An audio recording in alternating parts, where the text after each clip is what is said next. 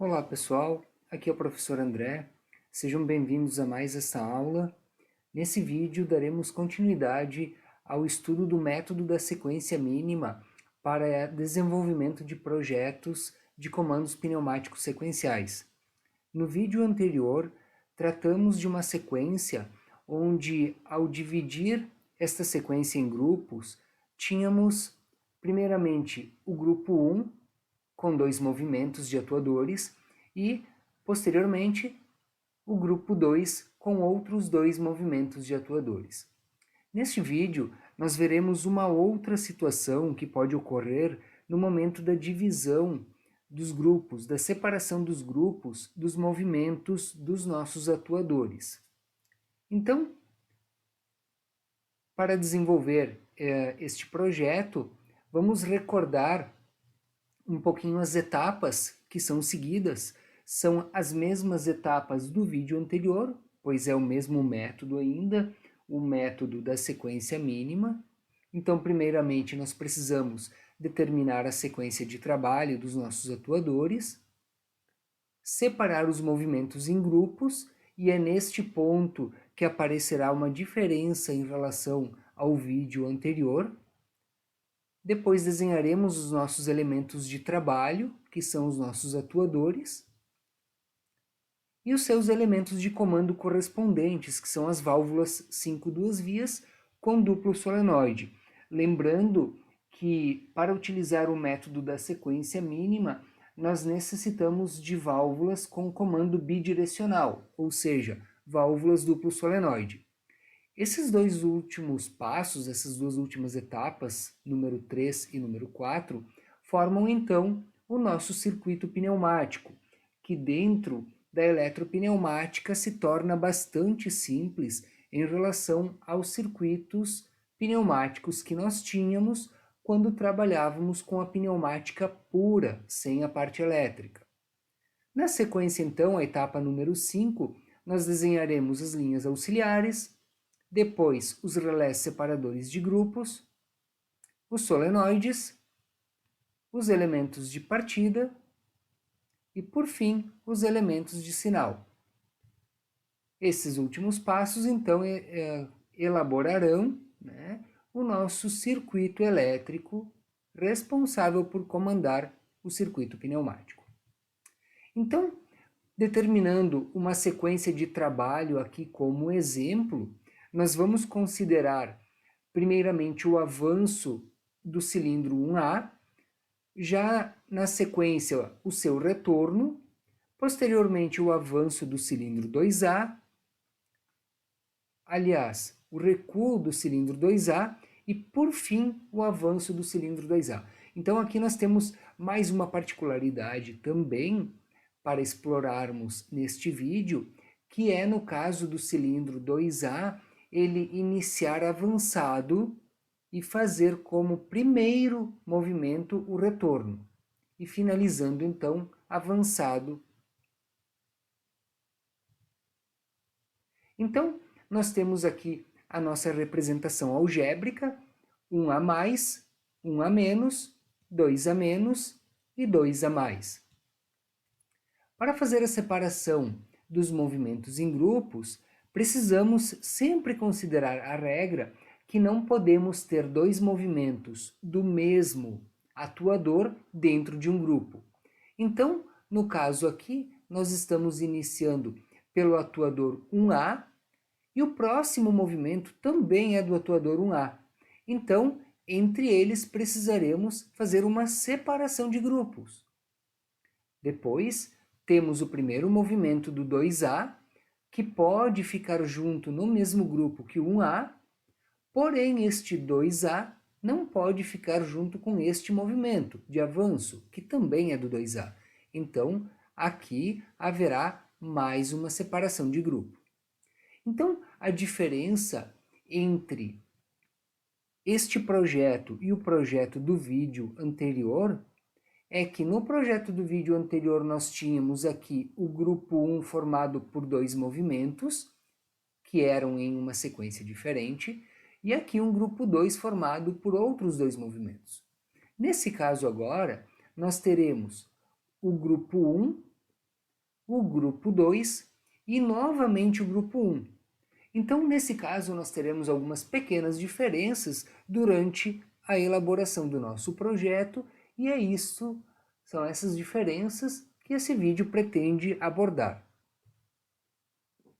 Bom, então, fazendo aqui a representação dos fins de curso, com base na representação dos nossos atuadores e dos sensores de cada atuador, nós temos aqui o avanço do cilindro 1.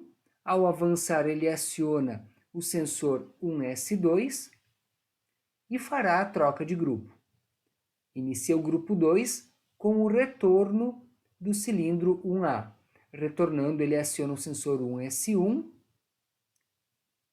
e habilita o retorno do cilindro 2A. Lembrando que no funcionamento do nosso projeto proposto, ele inicia avançado, então por isso seu primeiro movimento é o retorno.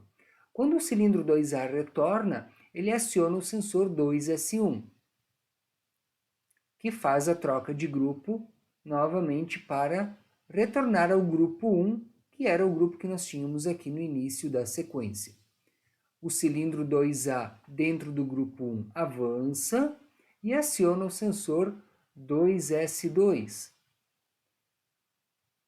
Acionando o sensor 2S2, a sequência finaliza e junto com o botão de acionamento S1, numa lógica do tipo E, reiniciaremos então o ciclo de funcionamento da nossa máquina. Então iniciamos aqui desenhando os elementos de trabalho que acabamos de ver anteriormente ali. Colocamos os elementos de comando correspondente, que são as válvulas, já conectadas às câmeras dianteira e traseira de cada atuador e aplicando pressão na nossa válvula. Então temos aqui os 4 solenoides representados pela letra Y, onde o Y1 será responsável pelo avanço do 1A, o Y2 pelo retorno do 1A, o Y3 faz o avanço do cilindro 2A e o Y4 faz o retorno deste cilindro 2A.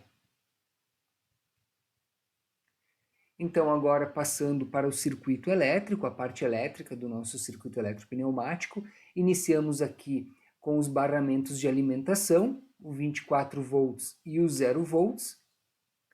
Desenhamos aqui 2 linhas auxiliares, porque nós temos aqui na divisão 2 grupos, 1 e 2, este aqui também é 1, então são apenas 2 grupos, e cada linha aqui representa um grupo. Desenhamos os relés separadores de grupo, então a quantidade de relés necessários é igual à quantidade de grupos menos 1, então como temos 2 grupos, necessitamos de apenas um relé. Aqui já aparece um elemento ou uma situação a ter bastante atenção. Precisamos lembrar que a linha que inicia energizada é a linha referente ao último grupo. E aqui na nossa divisão, o último grupo é o 1. Grupo 1, grupo 2 e novamente o grupo 1. Então, a linha 1 precisa iniciar energizada, por isso ela está alimentada pelo contato normalmente fechado, diferente do que foi apresentado no vídeo anterior, onde tínhamos uma divisão de grupos diferente. Por consequência, a linha número 2 será alimentada pelo contato normalmente aberto, garantindo que apenas uma ou outra linha auxiliar receba a alimentação dos 24 volts. Desenhamos então nossos 4 solenoides abaixo das linhas auxiliares e começamos aqui pelos elementos de partida e posteriormente pelos elementos de sinal, que são os nossos sensores.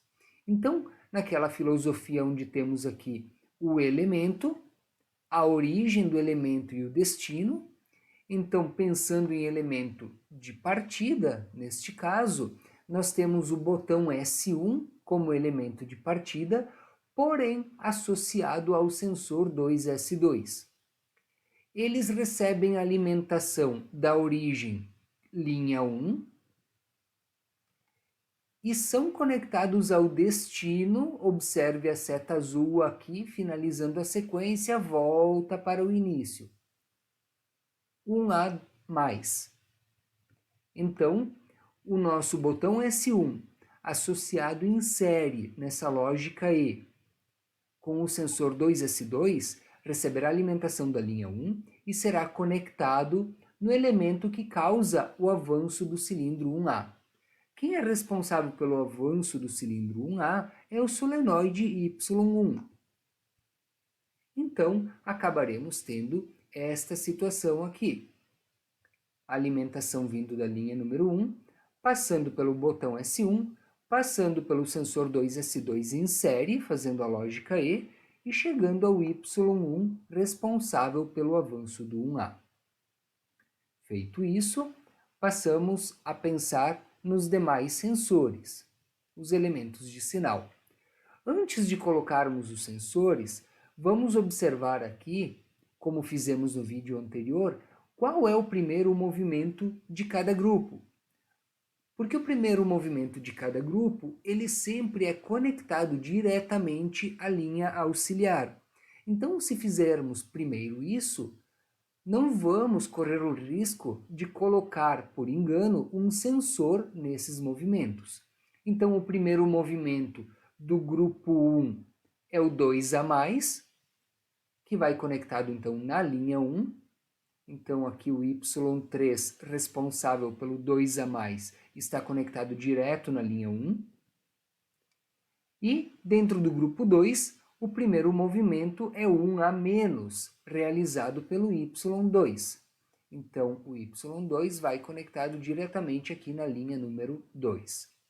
Agora sim, então, observando os sensores, nós temos aqui o primeiro sensor da nossa sequência, que é o 1S2. O 1S2, ele está tendo como origem o grupo 1 e como destino ele está tendo a troca de grupo. Aqui, como ele fará a troca de grupo, prevalece a alimentação direta dos 24 volts. Esse ramo aqui do nosso circuito, ele sempre virá dos 24 volts. A alimentação do relé jamais virá da linha auxiliar número 1 ou da linha auxiliar número 2, sempre dos 24 volts. Então, neste caso aqui, ignoramos a origem devido à função de troca de grupo e colocamos aqui o sensor 1S2. Nesta posição, nós temos, então, na verdade, o elemento de habilitação do grupo 1, da mesma forma que foi visto no vídeo anterior. Então, este elemento de habilitação do grupo 1 é, na verdade, o elemento da primeira troca de grupo. Se observarmos aqui na sequência, nós temos duas trocas de grupo. E a sequência inicia, na verdade, quando pressionamos o botão de partida S1. Então, a partir do momento que pressionamos o botão S1, reiniciamos a sequência e aqui aparece a primeira troca de grupo, feita pelo 1S2 neste caso. Posteriormente, aparecerá a segunda troca de grupo. Então, nesta região aqui, da alimentação da bobina do relé K1, sempre teremos o elemento, seja um sensor ou seja um botão, como foi o caso do vídeo anterior, que realiza a primeira troca de grupo. A função dele será energizar a bobina do relé. Então, ao fechar o contato do sensor 1S2, a bobina energiza, este contato abre desenergizando a linha 1 e este fecha energizando a linha 2, o que dá início ao grupo 2. Além disso, para garantir que a bobina do nosso relé permaneça energizada, é necessário um contato de retenção, que também apareceu aqui no vídeo anterior. A função dele é garantir que a bobina do relé permaneça energizada, mesmo que por algum motivo esse contato volte a abrir. Continuando então, temos agora o sensor 1S1.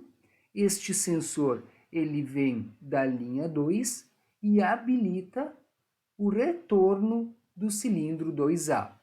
O retorno do cilindro 2A é feito pelo solenoide Y4, então temos aqui o sensor vindo da linha 2 e indo para o solenoide Y4. Lembre que este é um sensor normalmente aberto, fato que está numerado por 3 e 4, porém, como ele já está aqui acionado pela haste do nosso cilindro 1A, ele inverteu sua posição, aparecendo então fechado. Também essa indicação é dada por esta seta aqui, que diz que o sensor está nesse momento acionado.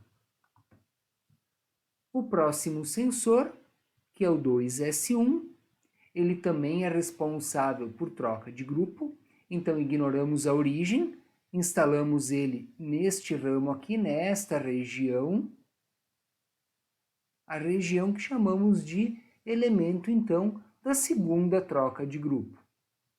Para fazer novamente a troca de grupo, se anteriormente energizamos a bobina do relé, agora precisaremos desenergizar a bobina do relé. Então, para desenergizar a bobina, precisamos de um contato normalmente fechado, e assim é este contato por ser numerado como 1 e 2. Aqui na simbologia aparece aberto, porque este cilindro, neste momento, aparece aqui recuado. Então, se ele está recuado, esse sensor está acionado. Temos, então, o nosso projeto completo, com todos os elementos necessários para seu funcionamento.